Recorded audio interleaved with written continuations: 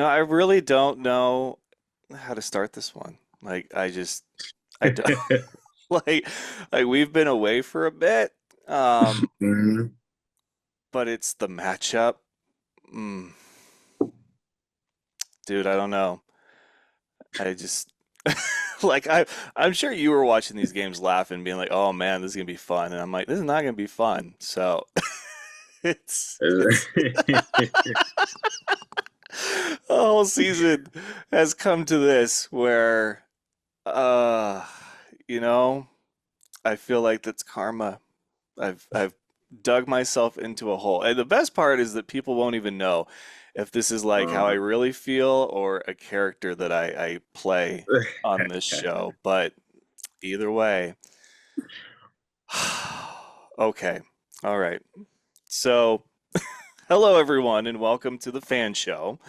I am your host, Richard Tiemann, aka the T-Man. And the man in the other box who's laughing hysterically at my pain and my suffering is a man who you're around him in the sports bar every preseason. They get so hyped about how well their team does on that crucial first drive. And he is just so expectant of what the okay. Washington Commanders are going to do. This is Mr. Preseason Hype, Father Malc, Malcolm McCoy. How's it going, man? I'm doing great, man. Especially after that preseason game, man. I'm no, I hate to see those fans that it's a Super Bowl time and like all that rah rah. But I can't help but you know, be optimistic about what my team got going. I'm seeing some good things in our future, Rich. I ain't gonna lie to you, brother. Green Bay fans have been the worst. And I actually Yeah. I have a soft spot for the Packers. I really do. The team, its history. I've been to Lambeau for a tour, and there's just certain places and certain aspects of culture, and for sports and for football, Lambeau and the Green Bay Packers are one of those teams and places where it's just like you may not like them, but you respect them. But at the same Right. time, Jordan Love threw one pass, and they're like, "Oh, Super Mhm. Bowl, here we come." And I just can't do it, man. I can't. Man. And so you got those teams that are they're just like playoff hungry, man. Like Mm. just postseason. We've been deprived of it so long. You can't help but just have those spurts of just over optimism. And I think Green Bay kind of falls in that same bucket as us in that situation. Because the city is hungry, man. We need something. We need something to keep cheering for. If not, I'm gonna just go ahead and transition to baseball. So, it's I'm on my last leg right now. I need something. Back to the topic at hand, which is, of course, indoor football. This is episode 498. So we are off schedule just by one. Episode 499 will be our championship recap. And that'll give us a little bit of time to figure out what we're doing for the big 500, which selfishly, I didn't want to share with championship recap coverage. So it all kind of worked out a little bit better this way, but we'll see what the Mhm. plan is for 500. Anyway, 498 is about the championship matchup, which is my least favorite of all the possible matchups that we had. But I think everyone kind of knew that that's how I would feel about it. And then also the All IFL teams, first, second, and rookie. We've got some things to discuss there. But before we do, man, I was thinking, like, is there anything, because it's a new month, is there anything that we would want to put to bed? And honestly, like, we're going to this championship, and it'll be my first one in a few years. But I was counting since I started covering IFL. If you don't count 2020, which I don't know many who do, this will be my Mhm. fifth championship of the eight that I could have gone to. So that's pretty legit as far as being there for the big game. And I would really like there to not be awkward moments this weekend. So I Yeah, would like to I would like to put to bed some of the pettiness, but I don't know. I don't know if it can be done. But I guess we'll yeah, see. Malk and I are both hoping to have a good time. We'll be there for media day, obviously, and we'll see about the rest of that day. And then for the championship game, we'll do a pregame live stream, possibly an after media day live stream and interview some of the people that are there. But yeah, just going to kind of feel it out. I've been out of it for a minute. Malc's never done it, so it'll be a learning experience for him, and that'll be good. But Mhm. Malca, is there anything last minute, end of season that you wanted to maybe put to bed that you just didn't want to waste any more time on now that we're getting ready to wrap up another IFL season? I hadn't really thought too much about it, honestly. With it being the end of the season, but to kind of piggyback off of what you said, I would certainly like to keep it drama free when we're there. We've indirectly, or for some people a little more directly, created some what you would call like healthy animosity. I think in the sports world is it's important to have like a little bit of static, a little back and forth. It gives you something to talk about. But while we're there at the championship game, I'm hoping that we're able to keep it cordial.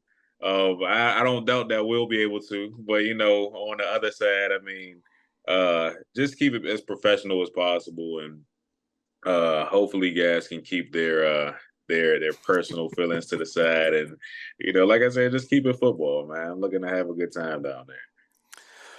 Well, the matchup is set for the championship. It will be a rematch from a few seasons Uh, ago, the Arizona Rattlers and the Massachusetts Pirates. Mass beat Green Bay convincingly. I mean, the Green Bay, I texted Malc during this game and I was like, where the fuck has this Pirates team been all season? Like, I'm saying, Jesus. man.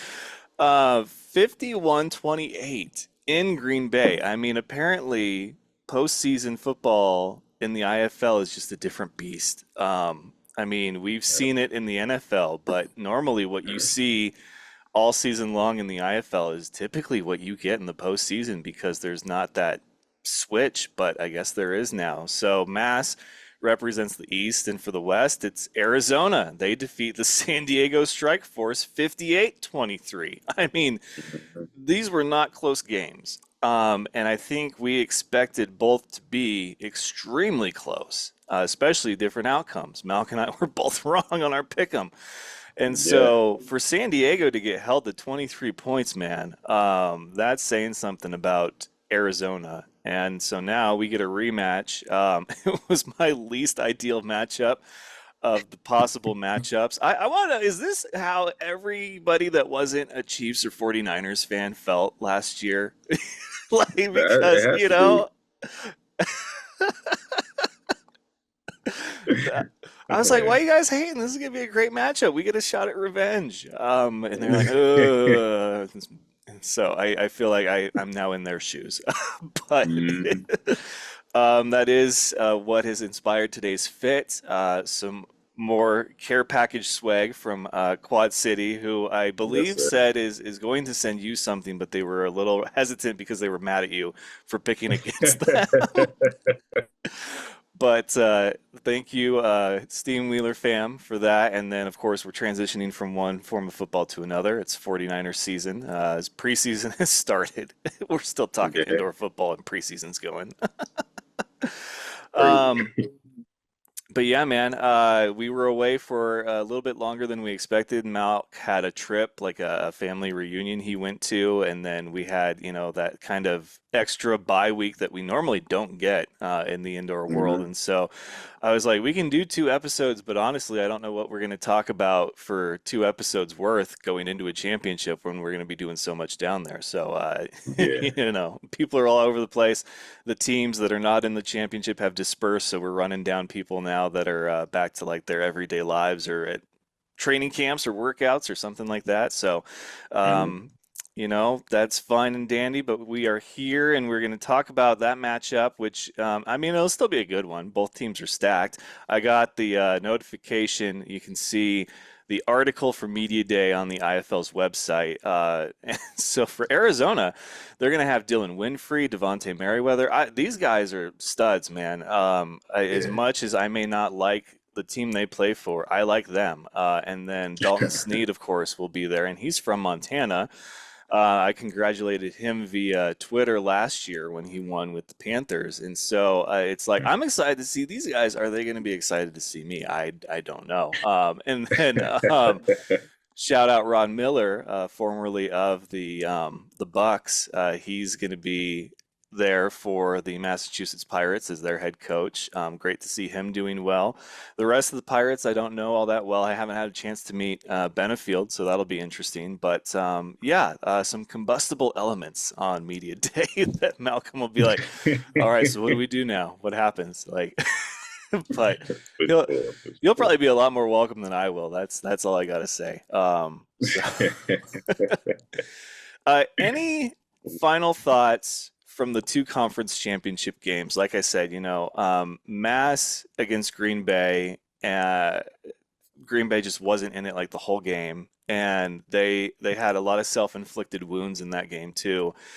But Arizona and San Diego, I don't know how they shut Nate Davis down for 4 quarters like that, but man, they ended up getting an onside kick, one of the most insane onside kicks I've ever seen. San Diego did, and then it was picked off later. So it was just a lot of bad. On top of like good. So it's like, hey, oh, it's like you got to do something with it. But the onside kick, I don't think it was intentional, but he drills it at one of the guys on the special teams for Arizona, nails him in the helmet, ricochets off right into the arms of a guy for San Diego. I mean, I don't think you could draw it up more perfectly than that. Like, wow. And so I'm like, okay, here we go. San Diego's got a spark now. And then for them to drive down and throw a pick, oh, that was tough. So I don't know. It could be postseason experience, but Malk, what was your knee-jerk reaction to these outcomes? Yeah, just kind of staying on topic with the Arizona and San Diego game. I was surprised wouldn't even express the full feeling of what I felt while watching that game. Um, it's hard to say that San Diego wasn't ready because they've been playing at the highest level they've been playing the entire season. I want to say these past 3 games really. So they walked in there for sure ready to get a W and take it home. But Arizona is just a different breed, man, when it comes to the postseason. I know this is burning you up for me to say this, but I mean, you can't. The history shows, man. You can't count Kevin Guy out. He's a guy who knows. He's no stranger to the postseason. He knows what to say and what to do to get a team ready for those big games. And fortunately for them, they showed up. One thing that caught me by surprise for sure is like you said, you talked about the one interception that Nate Davis threw. I want to say he threw 2 pick sixes actually. And Yeah. yeah, I mean, like you would think that somebody as seasoned and as experienced as Nate would, and not to say that he's perfect, none of us are perfect, but for a guy who's been around as long as he has the NFL experience, has multiple championships in the IFL, you would think that he kind of has that I guess that eye for what needs to be done, and he certainly doesn't lack the clutch factor. We've seen it several times, but I guess this just wasn't one of those. The matchup wasn't in his favor in this case because he kind of at times looked a little flustered, and I mean that's something that I'm not used to seeing from Nate Davis. So congratulations to Arizona for sure. I mean they earned every bit of that. It was no contest almost at no point in time after I think the after that once the half hit. I mean it was kind of no question who was going to win for me. I just couldn't wait to see your reaction, but you know, heading back over there on with Green Bay and the Pirates. I knew that game could kind of go either way because they both beat each other in the regular season. So it was kind of a toss up for me. But I mean, of course, with me being such a Coach Roberson fan, a shout out to him for winning Coach of the Year, man, for sure. But with me being such a fan of his, I mean, I was definitely rooting for Green Bay all the way. But I mean, Mass just had their number for sure, and like you said, there's no shortage of dogs over there. Their roster is stacked, so they put their talent on full display, and it worked out in their favor. So great games leading up to the championship game, but we'll see what happens in the big game itself. Yes, we will. And Malcolm, actually, nice segue there. Roberson is your coach of the year. Coach Mhm. Moran, assistant coach of the year, very well deserved on both. They did announce also, and I'm sure they'll announce a few others before this actually airs, so we'll have time to discuss who our picks for those could be. But defensive rookie of the year from Vegas, Bryce Hampton. Offensive rookie of Mhm. the year from Naz is Josh Jones. I didn't know Jones was a rookie. That's crazy though, just how well he Yeah. did. He's the pick for all IFL rookie team as well for the quarterback, which we'll Mhm. talk about here in a second. But what's funny is that when it comes to the coach of the year, I remember Roberson got it the first time, and the other coach that people thought could get it was Coach Kevin Guy. And I said, no, Yeah. what Roberson's done with this team, like you just can't, pick anybody else. And people are like, yeah, but Kevin Guy went on this undefeated streak and blah blah blah, and he's going back to the playoffs. So I picked Roberson, and the league picked Roberson, and people were upset about, well, some people were upset that it wasn't Coach Kevin Guy, but Mhm. I was thinking about it before this one came out. I was like, you could honestly give it to Coach Roberson. I think that was the obvious pick, but the irony is that I was like, you could almost give it to Guy too, because he got his team to the postseason without a healthy, starter that is Dalton Sneed all season long. Yeah. So that, is something just interesting to kind of look back at that year and then how it kind of replicated itself this year, but kind of opposites. Like Roberson plowed through the season with a great team, and Guy had to Mhm. like really figure stuff out along the way. And so for MVP, which they have not announced, I mean, I still like Myler. I don't know if he'll get it, but I feel like he, I almost would prefer him get MVP over Roberson getting Coach of the Year for the simple reason that I feel Yep. like Myler was the missing piece for what Green Bay's struggle has been in all these times that they've fell kind of flat. It's that great, consistent quarterback play. Now, Yeah. these are supposed to be regular season awards, so he still very much has a great shot at it.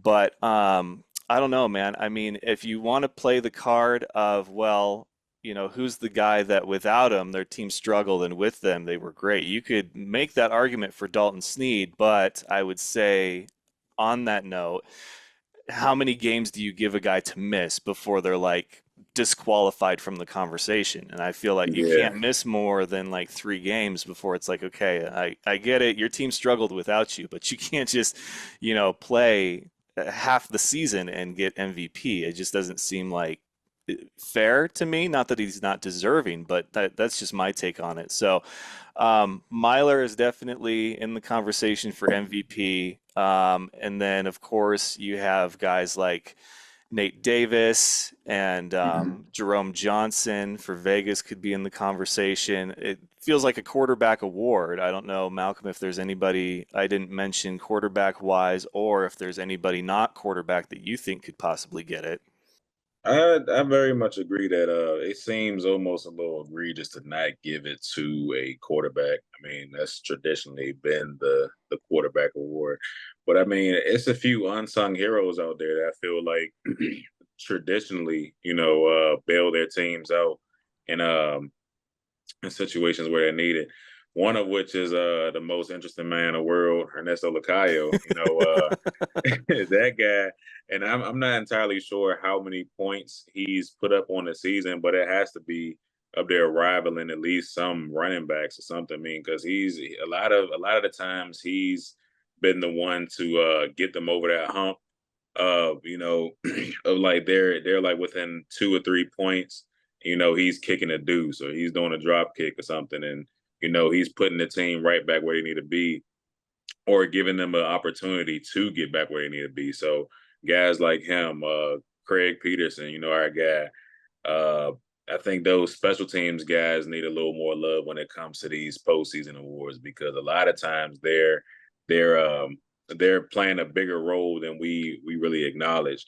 Like I said, it's just there are a number of players I could think of that could very well get the MVP award. But like we said, it's kind of like traditionally been a quarterback thing. So I mean that's appropriate as well.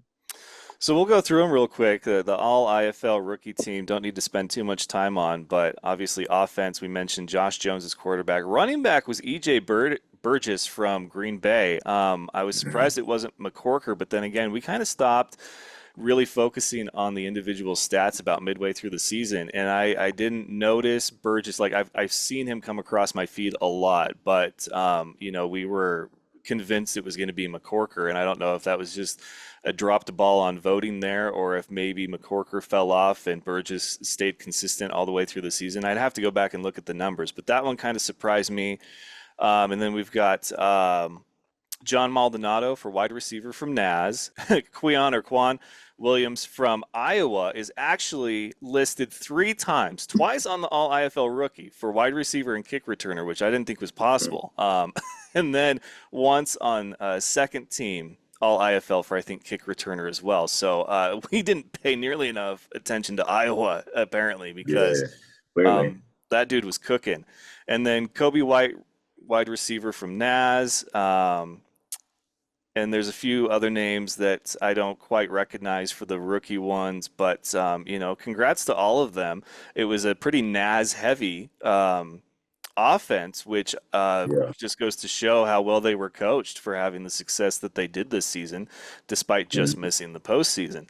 And then for the defense, Keyshawn Moore from Quad City, which I think we both saw coming. The man whose name I do not know how to pronounce either from Green Bay. Guy Thomas from Mass, so a good one there. He'll be in the title game. Calhoun from Vegas as a Mhm. linebacker, so there's one of your guys. Ethan Castleberry of the Fighters, linebacker DB. Bryce Hampton, Mhm. who got Defensive Rookie of the Year. And I don't know how to say Fox's first name. What is with me in these first names for rookies that I don't know how to pronounce? But I he's from think San that's Diego. a Toa Fox. Yeah. Atoa Fox. Okay, see, you got it. Yeah. You're the man with the names right there. So a couple of Bay Area, a couple of Vegas Nighthawks, and then Strike Force on there. So I mean, all around, pretty well balanced. All IFL rookie offense and defensive team. So now let's get to the second team, which I don't think I gotta uh, prepare people for what we're about to say, which is a name that is on here that we don't Mhm. think belongs on here. So Jerome Johnson gets quarterback, which well Right. deserved. We knew Jerome was going to be one of those players that got some kind of postseason award. Shannon Mhm. Brooks for running back, DJ Myers for wide receiver, and Arthur Jackson III, second team All IFL. Dude, you and I had the same reaction to this. Like, what? Like, okay. No disrespect to those listed on second team, but okay, if he's second team, then who's first team? And we'll get to that here just a second. But so there's Williams for wide receiver, not kick returner, on the All IFL second team, which I didn't know if you were rookie, you could qualify for second or first team. But Mhm. that's good for him still. Like I'm not Yeah. docking him or Well, anything. And then let's see, Elijah Lilly got it for kick returner for second team. Kyle Kaplan got kicker for second team. We both know those guys from their highlights this season. And so then all second team or all IFL second team defense, Jaquan Artis from San Diego, mhm. Abdul Wahid from Green Bay, Keyshawn Moore from Quad City, Calhoun from Vegas, different Calhoun. And then we had Castleberry listed on there again, Atoa Fox listed again. So it's just kind of funny that you have these rookie, second, and first teams, but some of the names are the same. And I'm not saying that if you're a rookie, you can't be on there, but it would just seem like you would make one specifically for this, and that way Mhm. you could have this dedicated to everybody else. But, Right. I'm not mad at it. So there's your second team. And so the first team, and this is the answer to me and Malc's big question. Sam Castronova is your QB, which I think like we all knew that was coming. Jimmy Yeah. Robinson, running back. I thought maybe Simpson would get it from Bay Area. And then Naquan Murray, wide receiver, also from San Antonio. So first team has a few San Antonio Gunslingers, which is awesome for them, this being their first year in the league. So Yeah. the wide receivers, John Maldonado from Naz, I've got no qualms with that. We've talked about him, mentioned him on the show. But it's Alexis Rosario. You and I love Tulsa, but this is a name that I don't think for either of us came up. And this is the name that honestly I feel should be swapped with Arthur Jackson III. But Malc, I mean, you see the skill a little bit better than I do when it comes to the play on the field. Like, did we miss something, or did the people that vote miss something on this? I'm a boldly say I think they clearly missed something, man. I mean, Mm, we watched these games pretty closely. I can definitely say we caught the majority of the games, so the San Diego games. Like I said, Alexis, like you said, Alexis Rosario, definitely a great player, standout player, a pivotal piece to that Tulsa offense. But man, 30 touchdowns, man. What can you say? what are you Like supposed to 30 do? touchdowns. Yeah, brother. I mean, like what more? This is one of those situations that you like to highlight where what more can you do really? I mean, he missed 3 games because of the nonsense that went down earlier in the season, you know, but came back and didn't miss a beat. I think after once he came back, that first game back, he jumped right back in the lead. I don't know if he ever lost the lead, even after missing the 3 games. So huge part to the San Diego defense. And not only that, you can stick him on any team, really, and like 30 touchdowns and I don't know how many receptions. That's just this it speaks for itself. I'm at a loss for words really because I couldn't understand for the life of me what went into that selection process. But hey, man, we're not the only ones that's confused in this situation. Yeah, and then so Gabriel Rui got kicker, and I'm just like, okay, did they forget Ernesto like exists? Like I'm a little confused by that. Kick returner Jared Harrington, that one makes like the most sense. So we have Sam Castronova and Harrington that make the most sense of any of these picks. But then kicker and one of the wide receiver spots, we're like, okay, we're either missing something or somebody dropped the ball on these votes because how Ernesto isn't listed on either first or second team, and Ernesto's got like every record in IFL right now for a kicker. Yeah, I'm come just on like, now. what else can you do? So that's the offense. We're not taking anything away from people that made first team, Yeah, in yeah. place of people that we thought would be there. We're just saying like we saw things a little differently. And Rui is a great kicker. I'm not going to take anything away from him. For Iowa, he's great. So defensively, there's a couple of Oilers listed on there. Good for them. Jones prides himself on his defense. Noah Lyles is on there, and Jordan Mm, Jones. I was surprised Hawkins didn't make it, but I think he's we saw more of like his highlights than like his game to game play. And so clearly, yeah. there's times where you see a highlight and like with Reed for the Storm, and we were like, oh, this guy's just like a dude. But he had a couple of highlights moments in key moments that changed the Mm, game, but that doesn't mean that consistently game to game to game you're that guy. So it's a little harder on defense for sure, but Mustin for Green Bay, that one I fully agree with. Antoine Kincaid, who I think you and I both discuss as possibly Defensive Player of the Year, was on here, yeah. so no qualms about that. Bryce Hampton made first team, and he's a rookie, so good for him. And then Rivers from Green Bay is also on there. So I mean, all in all, first, second, and rookie teams, pretty good crop of players. But there's just some discrepancies that Malcolm and I, when we read this list and there were names missing from certain teams, we were like, what? Like, it's just, Come on now. I'm not sure, man. I don't know. So I wish. here's something. There are no San Diego Strike Force players listed on first team. I mean, if you want to talk about something that is just like, wait, what? That's definitely something. There's one Arizona player listed on the offense, but they struggled this season to say the least. But San Diego, man, dude, that offense, like, I mean, just throw a rock and you could hit like four players that could easily qualify for first team, and there's none. So obviously Arthur Jackson III is the biggest like question mark. But San Diego fans were not happy when that list was released. I don't blame them personally. I really don't, Yeah. because that team offensively was stacked. To have two gunslingers is great. So proud of them. Sam Castronova is probably going to be Offensive Player of the Year. Ernesto, God, I hope he's at least Special Teams Player of the Year, man. It'll probably come down to Okay, like man. him and Harrington, which is tough because they two different skill sets, right? But the same aspect of the game, which I've never thought was very fair. But oof, it's going to be tough for the awards as we get into the big ones, the big three, or I guess the big four. So that is your all IFL first, second, and rookie teams. The championship again is set. Malc and I, we're not going to do necessarily a prediction.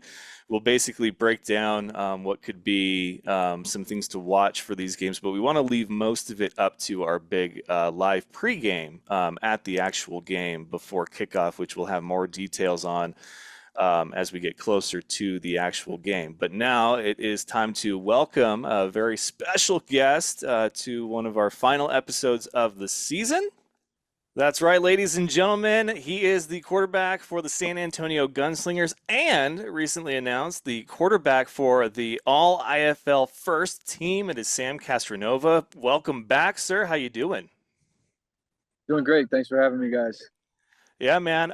It was a crazy season for you guys to start and finish the way that you did. Nothing to hang your head about. Obviously, though, the goal every season is to have a winning season, then make the postseason, and then hopefully championship appearance at the end. But I mean, you guys, really gave a lot of teams a run for their money. Did phenomenal your first year in the IFL. So I think the obvious question is you being named to first team All IFL your first year in the IFL. Like, how's that feel knowing that you've accomplished that your first go?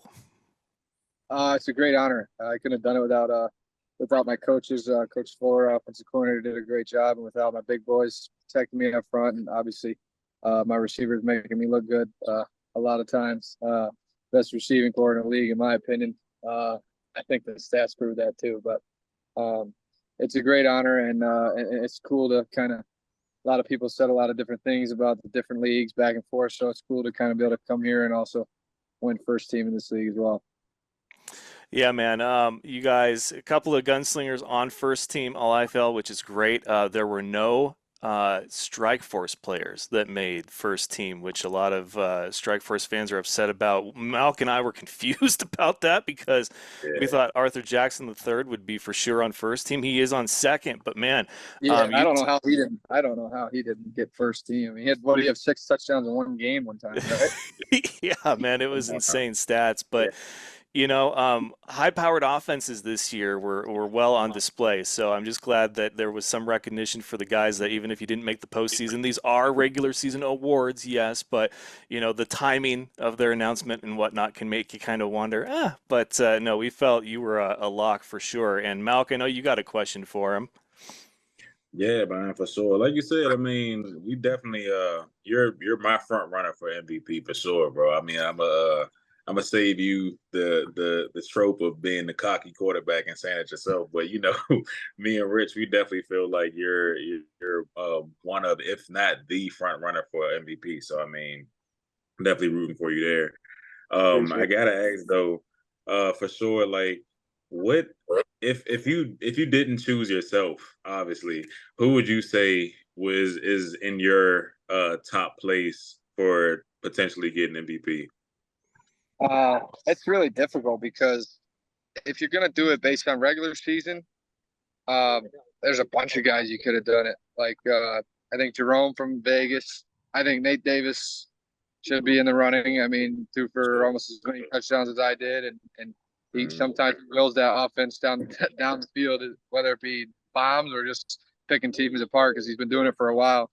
Um, Josh Jones had a great year. I mean, I would consider Jimmy Robinson because he makes that offense go. I mean, he's the dog. So and they're in the championship. So I think you can make an argument there too. So it's hard to pick one person, but it'll be interesting to see how they do it.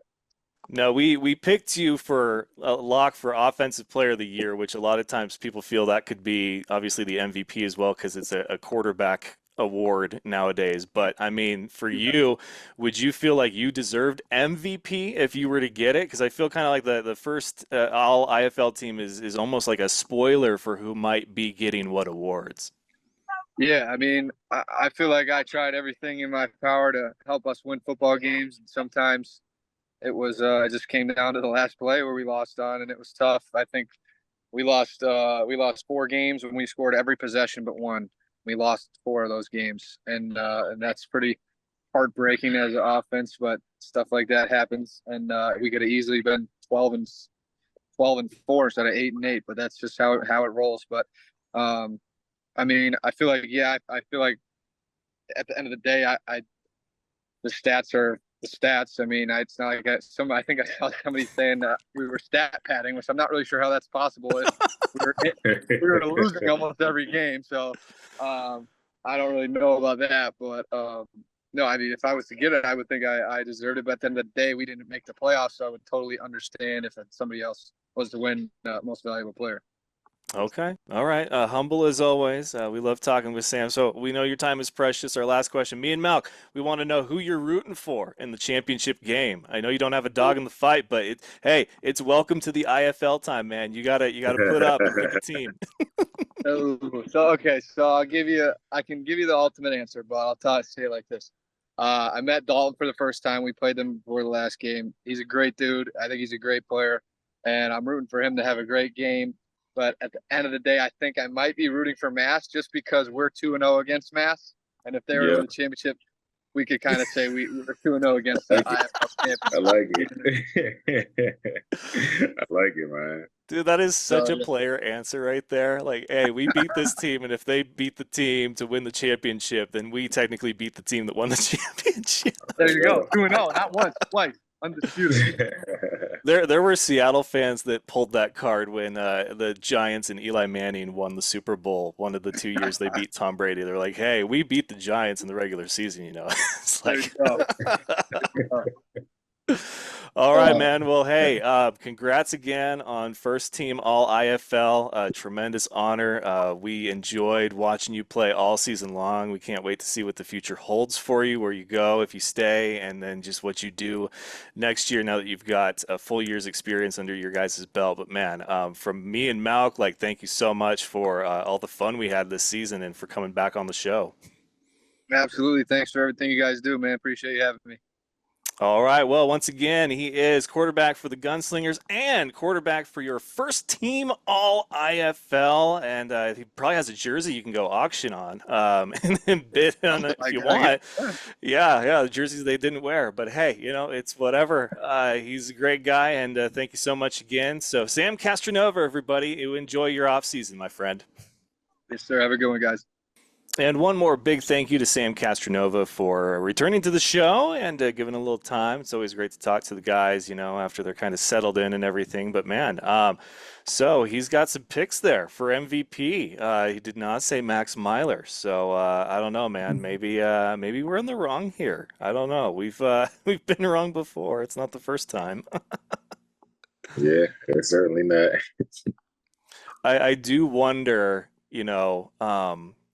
If the first team All IFL is a spoiler for the awards, because I mean, it would raise the question, wouldn't it? Like how they get MVP or Offensive Player of the Year or Defensive Player of the Year if they weren't even on first team All IFL. But, you know, it's like you have all these things. In my mind, it's supposed to be to kind of like reward as many people as you can, because there's a lot of people in the league, right? So, you know, you don't want to just have like 3 awards and be like, you know, better luck next time. So, in my opinion, having a guy like Williams on all rookie IFL twice was kind of weird. I think it, if anything, shows that it was a true vote, like it was truly based on vote, but at the same time, you should have somebody check and being like, okay, we don't want to have the same person have it have two spots. So like, which one should it be, and then who was the runner up for the other? I mean, that's how I would do it, and that's kind Yeah. of a little bit of like interference, if you will. But I don't know. I would sleep better at night knowing that, there was kind of something for everybody as far as you don't have a guy that gets named twice. It's a tremendous honor that he's on there twice and then on second team all IFL. But man, that's just crazy to have a name pop up multiple times like that. I don't think I've ever seen it. But defensive rookie of the year, offensive rookie of the year, you can only win that if you're rookies. But MVP, defensive and offensive players of the year, those can, I guess, be won by anybody. It's weird. Like I have my criteria, you know that, and I'm sure you do as a player. But anyway, that's my soapbox.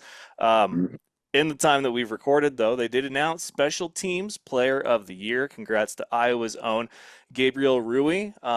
Did have a great year. Was not me or Malc's pick for the award. He was first team All IFL, but like, are we missing something here? It's just I keep going back to that. Like, I swear we watched these games. I promise we did. So maybe we just need to pay more attention to the Tulsas and Iowas of the league next time. We'll see. So, congrats to him. But Malc, it is that time. We're not going to make a pick for this, just because it's the championship. Kind of want to enjoy it. But I will say that it's a rematch. Both teams are stacked. Rematch not of last year, but of a few seasons ago. Both teams know each other. Both teams don't like each other. I can tell you that much for sure. I think the sexy matchup, like the matchup on paper that everybody wants to watch, is going to be the Mass offense against the Arizona defense. Because, like I said, Arizona's defense has got some players, right? Dylan Winfrey, Devontae Merriweather.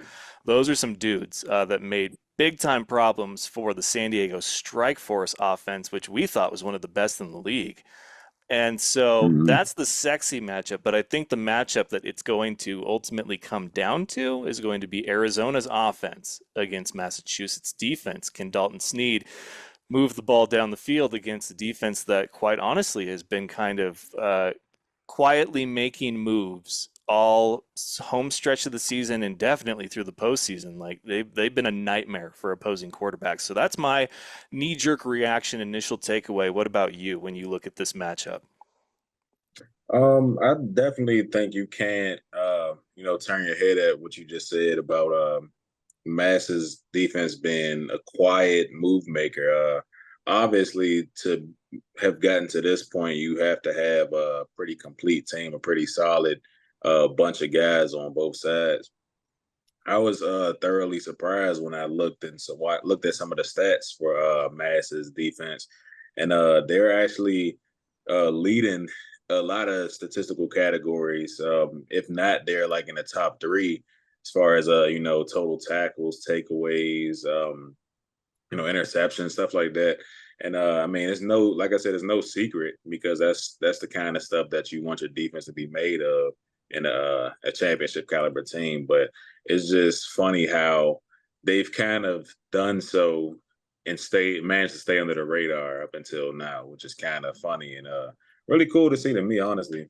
Like you said, the sexy matchup is what kind of stands out to me, Arizona's defense versus Mass's offense. And I mean, I say Arizona's defense mainly because I certainly didn't see them, bringing it to San Diego in that way. And I just want to see how exactly they match up in the big game. So, I certainly don't think that it'll be something that they think is a tall task, but Mass, I mean, they know what's at stake. They know what they're trying to do, and I'm sure they'll be coming to play. So it'll be fun to see how their best matches against Mass's best. So yeah, Yeah, this I think could be a game where the MVP goes to a guy on the defense. Like I really do. yeah, Just because that's been kind of the history before when it comes to heavy hitters like this, where you don't know a lot of the names on offense like you do other hmm teams. So exactly. it could be Snead, it could be Benefield. Obviously, quarterbacks are tremendous, they play a tremendous role in the outcomes of these games, but you can't deny that defense. It could be somebody on the edge, a linebacker, a DB. Somebody to win this is going to have a big game, probably on the defensive side. And if it's MVP Mhm. worthy, more power to them. But I just feel like this is going to be one of those defensive matchups. I don't think it's going to be like a lower scoring game, but I do think there's going to be momentum swings from half to half. Like I think we're going to see one team with like a two-score lead going into halftime, and then the third quarter is kind of this lull, and then the fourth quarter is just this explosion, which would be kind of uncharacteristic for both teams. We talked earlier in the season about how Arizona had gotten outscored in the fourth quarter so many times. And I obviously think that they've learned from those mistakes and made the adjustments. So how does Mass handle that? We'll see, but it's going to be, I think, a great matchup in all aspects of the game. Don't know much about their special teams. We don't really talk about either team's kicker, but I do know Henry Nell, kicker for Mass. Been around the league for a while. Great dude, got a great leg on him. So I don't know, maybe you give the edge special teams wise to them, but Arizona doesn't just go and pick up guys off the street to play kicker. So that should be a good one too. But yeah, I like how this one is as far as the matchups that we have. Unfortunately, there's not really like any storylines like how we talked about it at the beginning of the postseason. It's like every storyline that Mhm. we thought we could potentially have, we're left with none of them because Kevin Yeah. Guy and the Rattlers made it past the first round, so his future clearly not in question. But the big one, I guess, the low-hanging fruit would be that this is a rematch. Arizona looking to get revenge from that last championship game that they were in, which was Mass's first time being crowned champion Mhm. in the IFL. But they're no strangers to championships. So the coaching, the offense, defense, special teams, their histories together, and then just in championship games. I mean, this does have the makings of a classic as much as I would have maybe preferred any other two teams to be in this game. This is what we got. So, Malc and we get there Friday morning, and then there will be media day, and then we'll see what the rest of the day holds. So, watch for us to pop up maybe on Facebook Live after the media day to go over, everything that was discussed, and if there were any key moments or heated debates or quote-worthy kind of things like that. And then Mhm. the day of, we will get there and we will do our pregame show live on Facebook. Before kickoff from the field, and yeah, it should be a good time. But I know Malcolm shares my enthusiasm and gratitude, thanking our donors Mhm. for the GoFundMe. They are clutch right now. Like it started off really slow, and it got pretty shaky. Where I was like, I don't know if we're gonna be able to do this. And then just like in the fourth 2-minute drive, man, we had a Hall of Famer, a future Hall of Famer, and then Malcolm's church group. Coming in clutch, you got to be happy about that.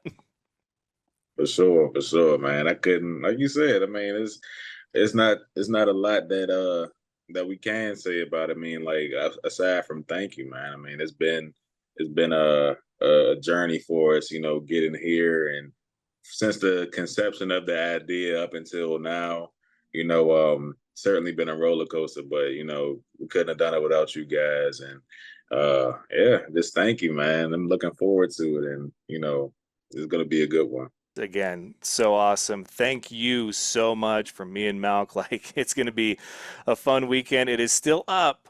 We are looking to probably close it out after tomorrow just to make sure that we've got our budget squared away. It does take time for the donations to process and be put into the account that we'll be using for the trip. So we don't want to leave anything out there lingering kind of too long. But again, thank you guys so much. It's been fantastic, the response that we've received. And it's not how you start, it's how you finish, finishing Yeah. strong. And that's exactly what we're looking to do this weekend. And we will have a full championship recap once we get back. And we'll have probably a lot of stories.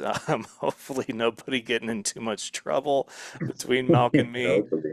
But boys' weekend, it's going to be a good time. I'm excited for this. But you guys make sure that you have liked and followed and subscribed to all the Fan Show things so that you don't miss any of it. But we're looking to have a lot of really good content coming out of the weekend, and a champion will be crowned, and it'll be a great ribbon to tie on an otherwise great comeback season for the show. And having Malc along for the ride has been a true blessing. So, Malc, have safe travels from the other side of the country to Vegas. My flight's significantly shorter than yours, but you know. It's gonna be fun, man. I always stay up the night before a long flight, so yeah, I'm gonna get plenty of sleep on my 5 hour flight. So it's Oh, gonna be wow. fun. Yeah, first time in Vegas for sure. So this will be a good one. Oh, okay. Well, him and I were both wrong on our picks last week to set up the championship game. So maybe if there's a karaoke bar, we can do a co-punishment. The only way we know how, and Yeah, get good. everybody going. But it'll be a good weekend. I'm excited for it. So we will see you guys next time we see you. We'll be live from Vegas for the 2024 IFL Championship game. So until then, for Father Malcolm McCoy, I'm the team man, Richard Teeman. This has been episode 498 of The Fan Show, and we will see you next time.